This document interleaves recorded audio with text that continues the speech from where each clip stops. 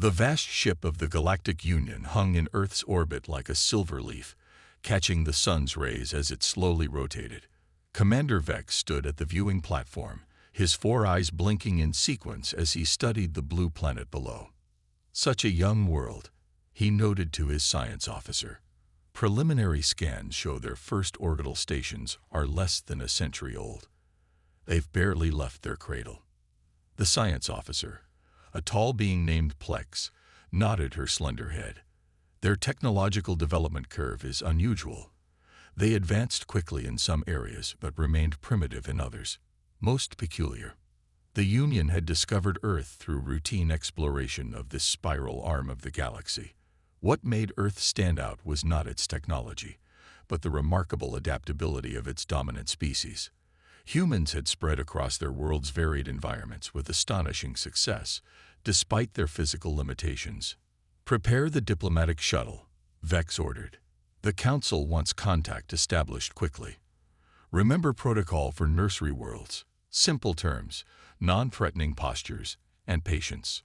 As the Union delegation descended through Earth's atmosphere, humans across the globe watched in awe. News channels broadcast the aliens' arrival live. Crowds gathered in cities, and military forces went on high alert.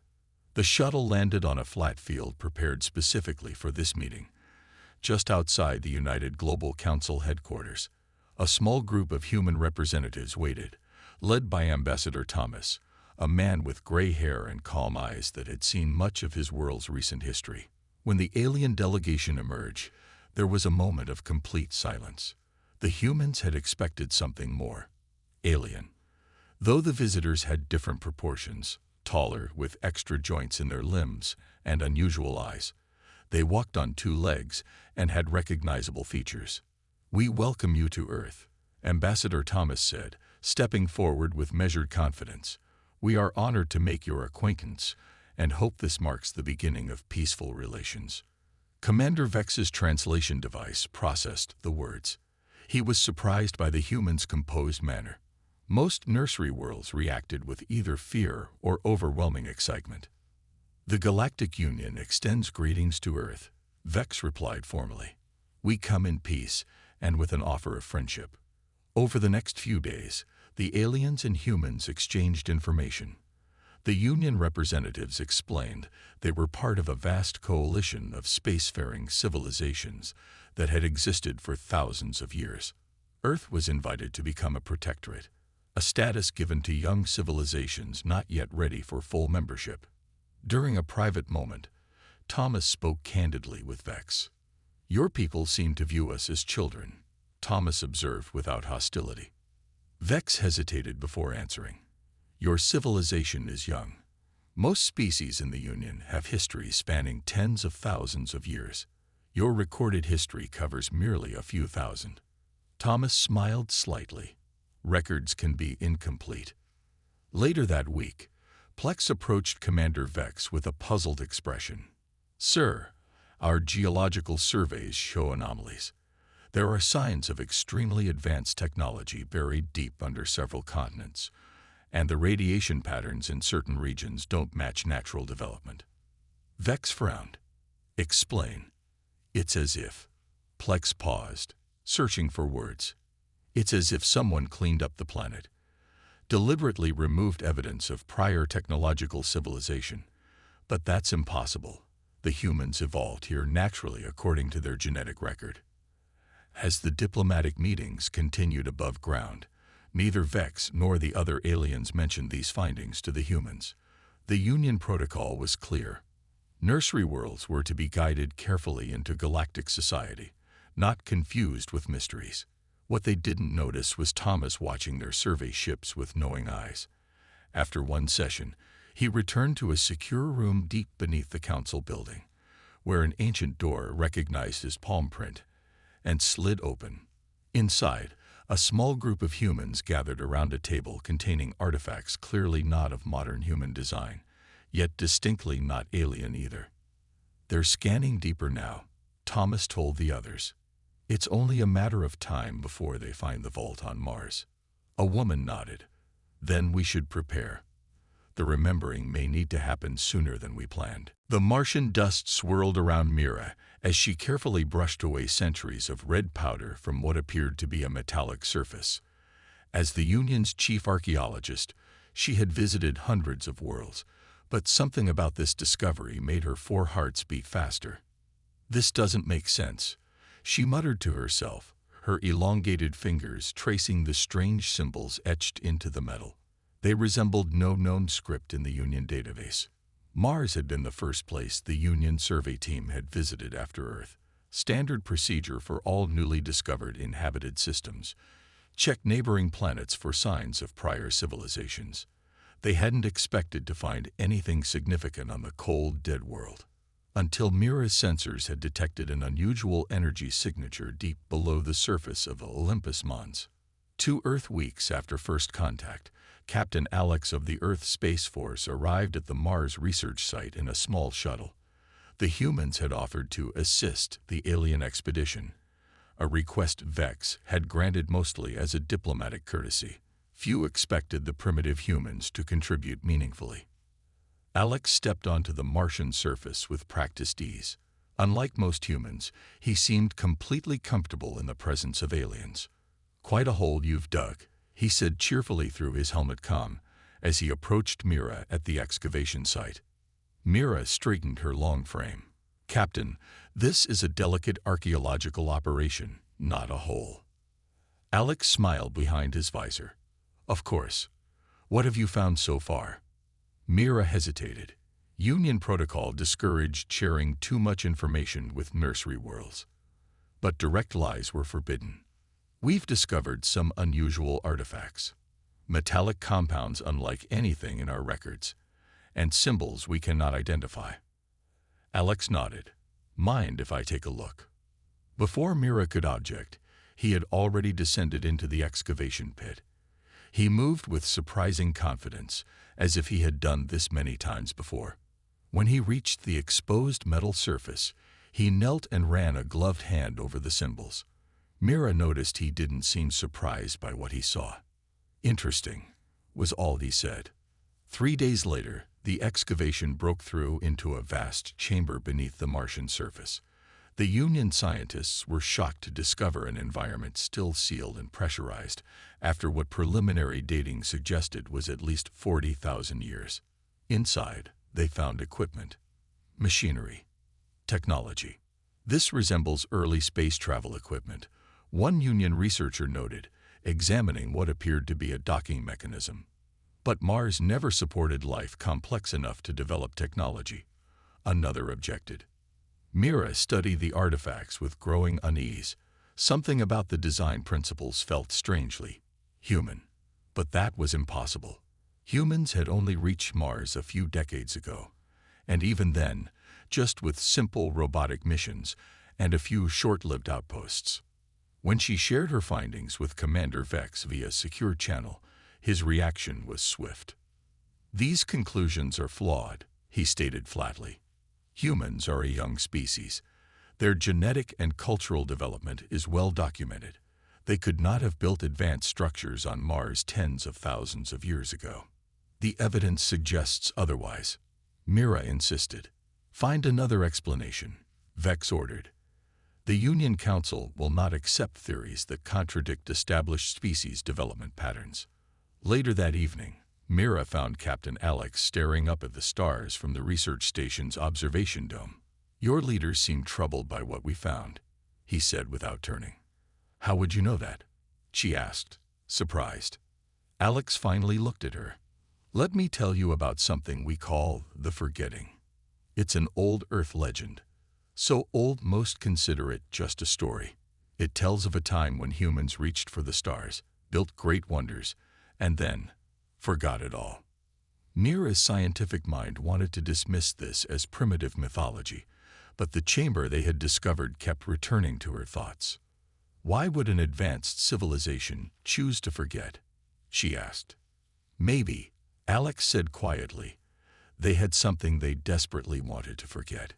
He reached into his pocket and pulled out a small worn object, a coin or medallion of some kind. One side showed Earth, the other showed Mars, and etched around the edge were symbols identical to those in the buried chamber. The lunar surface stretched out in all directions, gray and silent under the cold light of distant stars. A joint expedition of humans and aliens worked methodically at the Mare Tranquillitatis, the Sea of Tranquility. What had begun as a routine survey had become something far more significant. "We should never have agreed to this," grumbled Kell, one of Commander Vex's security officers. "Nursery worlds should be guided slowly into galactic knowledge."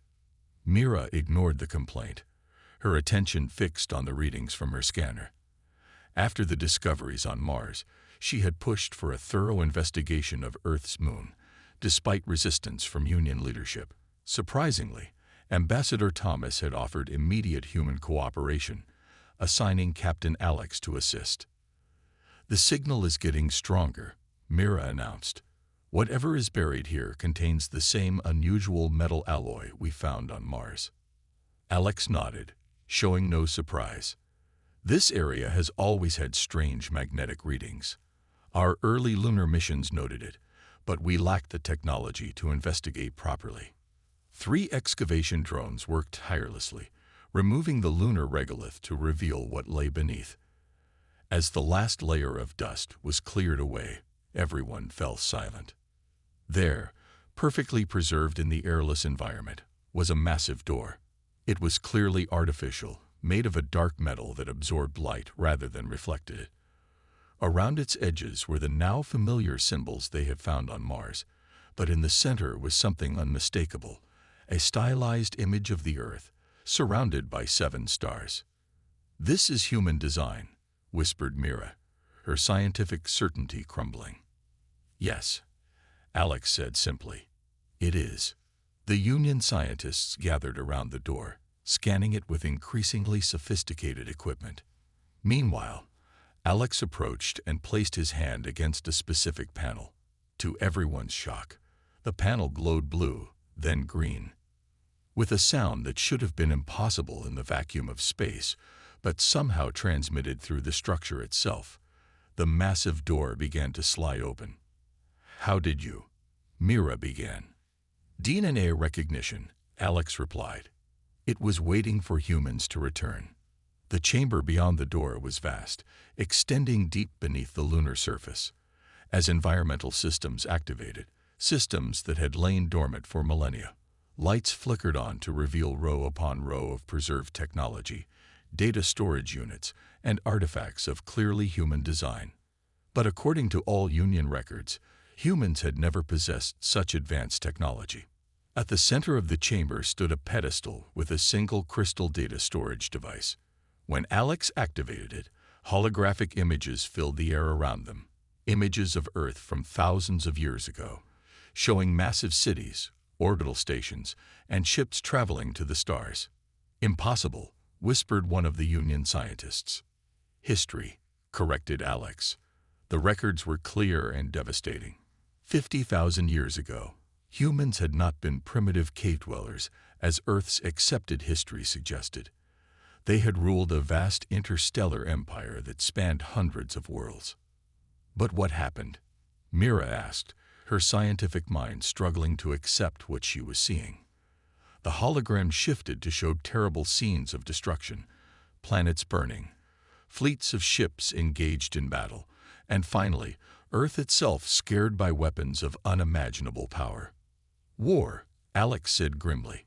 "A war so terrible our ancestors chose to abandon everything, rather than risk continuing down that path. They returned to Earth, dismantled their technology, and deliberately erased their history, choosing to start again from the beginning." The revelation stunned the Union members. If humans had once possessed technology to rival or exceed the current Union capabilities, what did that mean for their classification as a nursery world? As the expedition returned to Earth, urgent messages were sent to the Union Council. Debates raged among alien leaders. Should this information be suppressed? Was humanity a sleeping giant best left undisturbed? Ambassador Thomas watched the alien ships from his office window, a small smile on his face. "And now," he murmured, "they begin to understand." In a secure chamber far beneath the ambassador's feet, a team of humans carefully examined the data brought back from the lunar vault, relearning the knowledge their ancestors had intentionally forgotten. Alarms blared throughout the Union flagship as Commander Vex rushed to the command center. Emergency lights cast an eerie red glow over the worried faces of his crew. "Report," he demanded, taking his position at the central platform. "Sir, we've lost contact with 3 outer colonies," his communications officer replied, voice tight with concern. The last transmission from Colony Zeta mentioned unknown ships appearing without warning. Before Vex could respond, a priority message flashed across the main screen. The image showed chaos. Buildings in flames, strange dark ships filling the sky, and energy weapons unlike anything the Union had seen before cutting through their most advanced defenses. "This is Governor Trell of Colony Sigma," a panicked voice announced. "We are under attack by an unknown force. Our shields are useless against their weapons. They're not responding to any communication attempts. Send help immediate." The transmission cut off abruptly. 3 weeks after the lunar discovery, the peaceful exploration had been shattered by the appearance of a hostile species from beyond Union space. They called themselves Nothing, but Union forces had dubbed them the Swarm for their numberless ships that moved with hive-like coordination. On Earth, Professor James worked tirelessly in a hidden facility beneath the old university. As Earth's leading expert on ancient languages, he had been granted access to the data recovered from the lunar vault. His fingers flew across holographic displays as he translated text that no human had read for 50 millennia. "I found something," he announced to Captain Alex, who stood nearby. "Coordinates, military coordinates." Alex studied the display. "Are you certain?" James nodded. "These symbols match what we now know were military designations in the old empire. This appears to be the location of some kind of defensive installation, something our ancestors thought important enough to preserve even when they erased everything else." The coordinates pointed to a location deep within Earth's Antarctic region, buried beneath 2 miles of ice. When Mira received Alex's message requesting her presence for another expedition, she didn't hesitate. Against the direct orders of her superiors, she took a small research vessel and returned to Earth. "The Union Council is in chaos," she explained as her ship descended toward the Antarctic landing site. "Half want to abandon this sector entirely. The others argue we should evacuate Earth and other vulnerable worlds." "And what do you think?" Alex asked. Mira's 4 eyes blinked in sequence, a sign of deep thought among her species. "I think the swarm's arrival immediately after we discovered your people's true history is not coincidence." The expedition traveled across the frozen wasteland in specialized vehicles designed to traverse the harsh terrain. Ground-penetrating radar confirmed something massive lay beneath them, preserved in the ice. Using thermal drills, they melted a shaft down through the ancient ice. What they found defied explanation: a vast complex of gleaming metal, completely intact despite its age, built with technology that looked more advanced than anything the Union currently possessed. How could this survive so long? Mira wondered aloud. The answer came when they reached a sealed door similar to the one on the moon. Like before, it responded to human DNA, specifically Alex. "Welcome, human delegate," announced a computerized voice as the door slid open. Genetic verification confirmed. Access granted to Defense Installation Omega. Inside, dormant systems began to power up, lights flickering on across consoles that had waited millennia for human hands to operate them again. "This is a weapons platform," Alex realized, studying the displays. "A planetary defense system." At the center of the facility stood a raised platform with handprints outlined on its surface. When Alex placed his hands on them, a holographic display appeared, showing the solar system and beyond, including the approaching swarm fleet. "Human genetic signature confirmed," the system announced. "Defense protocols unlocked, awaiting command authorization." "Can this stop the swarm?" Mira asked, hope and fear battling in her voice. "Our ancestors fought them before," Alex said grimly. That's why this installation exists. He took a deep breath and pressed his palm against the pulsing red command icon. Authorization confirmed, the system announced. Activating Sentinel Protocol. Across Earth, long-dormant facilities suddenly hummed to life. In orbit, satellites that had appeared to be simple communication relays transformed, revealing weapons systems of incredible power. Deep beneath the oceans, ancient defense platforms awakened. The sleeping giant was starting to stir. The Antarctic installation hummed with power as systems dormant for 50,000 years came fully online. Alex and Mira stood transfixed as a column of light appeared at the center of the command room, gradually taking the shape of a human figure. Sentinel Eye Online announced a calm, gender-neutral voice. The holographic figure solidified into a tall being wearing what appeared to be a military uniform from humanity's forgotten past. I am Sentinel, guardian of Earth's defense systems and keeper of the legacy. This technology, Mira whispered, her scientific mind struggling to process what she was seeing. It's beyond anything the Union possesses. Sentinel's gaze turned to her, its eyes seeming to evaluate the alien presence. You are not human, yet you have clearance to be here. She's a friend, Alex explained quickly. Earth has made contact with other civilizations. The AI nodded. As was predicted in the restoration protocol, welcome back to your legacy, humans of Earth. Screens around the room activated, showing real-time views of the approaching swarm ships. They were still days away from Earth, but cutting through the outer Union defenses with terrifying ease. You know about the swarm? Alex asked. The harvesters, Sentinel corrected. Yes, they are the reason for the forgetting. Mira stepped forward. Please explain. The holographic display changed to show historical records, massive space battles between human fleets, and the dark ships of the swarm. The scale of destruction was beyond comprehension. Humans once ruled the stars, Sentinel explained, a vast empire of 500 worlds. Then the harvesters came from the darkness between galaxies. They consume all in their path, resources, technology, life itself. The images showed devastated planets, broken fleets.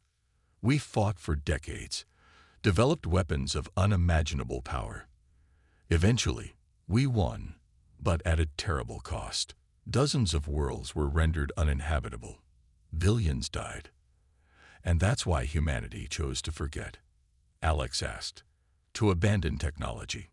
Yes, Sentinel replied. Your ancestors made a choice. The weapons we created were too powerful, too dangerous. They feared what humanity might become if it continued down that path. So they enacted the forgetting. A return to simplicity, to begin anew without the burden of empire or the temptation of such destructive power. But they left you here, Mira observed. And the lunar vault. Why preserve anything? Because they knew the harvesters would return someday. A sanctuary of knowledge was preserved for when humanity would need to remember. Back at the Union flagship, Commander Vex received urgent messages from Earth. Alex and Ambassador Thomas requested an emergency meeting of the Union Council, in person, on Earth.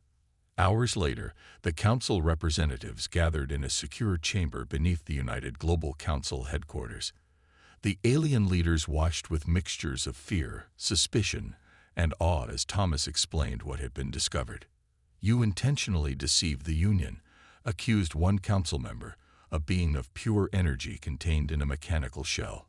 Presented yourselves as a young species when you were once an empire that spanned the stars. We did not deceive you, Thomas replied calmly. Modern humans genuinely did not know our true history. The forgetting was complete. Until now. Sentinel's holographic form appeared in the center of the chamber, causing several council members to recoil in surprise. The harvesters have returned, the AI stated, and they remember humanity. That is why they have come, to ensure humans never rise again. Why should we trust you? Vex demanded. Your kind hid weapons powerful enough to destroy worlds. Because without those weapons, all life in this sector will be consumed, Sentinel replied simply. The harvesters cannot be reasoned with. They cannot be appeased. They can only be stopped. The Union Council broke into heated debate. Some demanded the humans surrender all ancient technology to Union control. Others suggested abandoning Earth entirely to save themselves.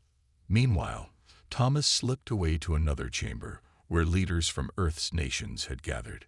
The time had come for humanity to accept its heritage and its responsibility. Our ancestors chose peace by forgetting, Thomas told them. Now we must remember to fight, not for empire, but for survival. Across Earth, as news spread of the approaching threat, people looked to the stars with new understanding. The dreams that had haunted human sleep for millennia, of soaring between stars, of terrible battles, of great achievements and greater falls, were not dreams at all. They were memories. The sky above New York blazed with light as ancient defense satellites awoken from their 50,000-year slumber engaged the first wave of harvester ships. Streams of energy crisscrossed the night, visible to millions watching from below. In the Antarctic Command Center, Alex worked alongside a growing team of humans who displayed an uncanny ability to operate the ancient systems. Engineers who had never seen this technology before found their hands moving with unexpected confidence across control panels. "It's like I've done this before," whispered one woman, her fingers dancing across a weapons targeting system with impossible skill. "In a way, you have," Sentinel explained. "The forgetting was more than erasing records. Your ancestors encoded critical knowledge into human DNA, dormant until needed." Mira watched in amazement as humans who days ago had been struggling with basic Union technology now operated systems beyond the Union's understanding. "Genetic memory," she murmured. "Your species built knowledge preservation into your very bodies." Alex nodded, his own mind filling with information he couldn't possibly have learned. Not everything, just the essentials for survival if the harvesters ever returned. The first battle in Earth orbit ended in a stalemate. While the ancient defense systems had managed to destroy dozens of harvester ships, more continued to arrive. Earth stood alone, as the Union Council remained divided on whether to commit their forces to this fight. Commander Vex, however, had made his decision. Against direct orders, he brought his battle group to Earth's defense. "The Union abandons its principles if it abandons Earth now," he told his crew. "Whatever humanity once was, today they fight for survival, as do we all." On Earth's surface, something remarkable was happening. As the crisis deepened, humans worldwide reported strange dreams, sudden insights, and unexplained skills. The genetic memories were awakening, triggered by the existential threat. In a secure facility beneath Tokyo, engineers who had never designed spacecraft before suddenly produced plans for vessels that could match the harvesters. In Rio, scientists unlocked the secrets of energy shields that could withstand harvester weapons. "They're remembering faster than predicted," Sentinel informed Ambassador Thomas. "The crisis has accelerated the genetic recall process." Not all members of the Union welcomed this development. A faction led by High Counselor Dres saw the rapid advancement of human capabilities as proof of their suspicions. "They will reclaim their empire and subjugate us all," Dres warned the council. "We must contain this threat before it's too late." Under Dres's orders, saboteurs infiltrated key Earth facilities, attempting to disable the ancient defense systems. When Alex discovered the sabotage attempt at the Antarctic base, his fury was cold and focused. "We're fighting for everyone's survival," he told the captured saboteurs. "Even yours." In orbit, the battle intensified. Union ships that joined Vex's defense struggled against harvester weapons, but when their shields began to fail, Earth's newly activated defenses extended protection to cover the alien vessels. "Coordinating with Earth Defense Grid," reported one of Vex's officers with surprise. "Their systems are adapting to protect our ships." The turning point came when the first new human vessels launched from hidden facilities around the globe. They were unlike anything seen before, not recreations of ancient ships, but new designs that incorporated both recovered knowledge and modern innovations. Mira, now serving as science officer on Vex's flagship, analyzed the human ships with wonder. They're not simply remembering the past, she realized. They're improving upon it. As the human fleet engaged the harvesters, the tide of battle began to shift. Ships moved with precision that seemed impossible, weapons targeted with perfect accuracy, and shields adapted to each new harvester attack strategy. On the Union Council, those who had argued for abandoning Earth fell silent as they watched the battle unfold on their monitors. What they were witnessing wasn't just a species fighting for survival. It was a civilization reclaiming its power, but with purpose and restraint that their ancestors had lacked. Ambassador Thomas addressed the emergency Union session, his voice calm despite the battles raging above. Humanity remembers now, he told them. But we also remember why we chose to forget. We have no desire to rebuild an empire. We seek only partnership and survival for all. As more Union ships arrived to join the defense of Earth, the harvesters found themselves facing the unified force unlike anything they had encountered in 50,000 years, the combined might of humanity's ancient knowledge and the Union's diverse strengths. The harvesters began to retreat. The Great Hall of the Union Council had never been so crowded. Representatives from all Union worlds gathered to witness something unprecedented, Earth's formal recognition ceremony. Where once humans had been classified as a nursery species requiring guidance, they now stood as equals. 6 months had passed since the final battle against the harvesters. The combined forces of Earth and the Union had driven the enemy beyond the galactic rim, using strategies developed by human military leaders whose genetic memories had fully awakened. Ambassador Thomas, now officially recognized as Earth's High Representative, walked slowly toward the center of the hall. Behind him followed Captain Alex, Commander Vex, and Mira, the unlikely allies whose discovery had changed everything. Today marks a new chapter, announced the Union Grand Chancellor, a being of crystalline structure that glittered under the ceremonial lights. For the first time in Union history, a species has moved from protectorate status to full membership in a single generation. Murmurs filled the hall. Everyone knew this was merely acknowledging the obvious. Humans had proven themselves not just equals, but in many ways, leaders during the crisis. Earth brings unique perspectives to our Union, the Chancellor continued. Their history, both ancient and recent, offers lessons we would be wise to heed. Thomas stepped forward to address the assembly. 50,000 years ago, humans ruled the stars not with wisdom but with pride. We built wonders, but also weapons that nearly destroyed us along with our enemies. Our ancestors made the difficult choice to begin again, to forget their power until they had gained the wisdom to use it properly. He looked around the hall, meeting the eyes of alien representatives. We do not seek to reclaim an empire. The humans standing before you today are not the same as those who once dominated the galaxy. We have learned through our second childhood that cooperation trumps domination. Partnership exceeds conquest. In the months following the Harvester defeat, exploration teams comprising both humans and Union scientists had discovered something remarkable. Evidence that many Union species had once been uplifted by the ancient human empire. Genetic markers, cultural artifacts, and technological similarities told a story few had suspected. Many of us once lived together as parts of a greater whole, Thomas continued. Not as equals then, perhaps, but we have the opportunity to do better now. On a distant world at the edge of Union space, Alex and Mira stood before massive ruins unlike any discovered before. Since the end of the war, they had led a joint research team exploring sites of the ancient human civilization. Your ancestors built this spaceport 20,000 years before my species evolved beyond basic tool use, Mira said with wonder as they walked through structures that dwarfed modern Union architecture. Alex nodded. And yet look where we both stand today, as equals. The knowledge recovered from Earth's hidden vaults had transformed Union science and technology. Human genetic memory continued to unlock innovations that benefited all species, but perhaps most valuable were the lessons from humanity's fall, the warnings about unchecked power, and the importance of ethical constraints on technology. Back in the Union Hall, Thomas and the Grand Chancellor signed the new Galactic Charter, a document that reorganized the Union into a more equal partnership of worlds.